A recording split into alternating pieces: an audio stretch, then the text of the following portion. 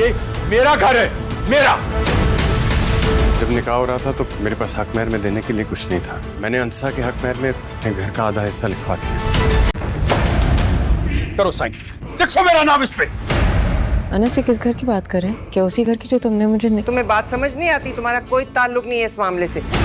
तुम अपनी जबान से नहीं फिरोगे अनस मुश्तबा, अपने बाप की तरह। ये अनस के सगे ताए हैं? इतनी नफरत थी उनके अंदाज में। क्या कर रहे हैं आप? पीछे हटें। अनस के ताया अभी भी अपनी हरकतों से बाज नहीं आ रहे। अनस पर प्रेशर डालते हैं। अब तो उन्हें अपने बाप का भी एहसास नहीं रहा। उन्हीं के सामने ही उन्हें कहते हैं कि अभी और इसी वक्त तुम मकान मेरे नाम पर करो।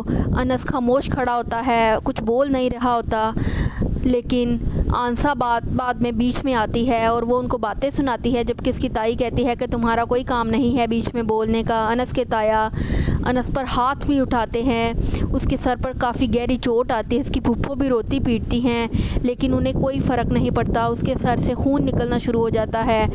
अनस के ताया अनस को जब प्रेशराइज बहुत ज़्यादा करते हैं तो आखिर उसके मुंह से निकल ही जाता है कि जब उसने आंसा के साथ निकाह किया था तो उसके पास हक महर में देने के लिए कुछ भी नहीं था, तो उसने अपने नाम का आधा हिस्सा आंसा के नाम ट्रांसफ़र कर दिया है।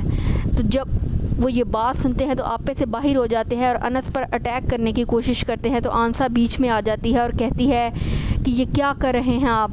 खबरदार जो आपने अनस को हाथ लगाया, वरना मुझसे बुरा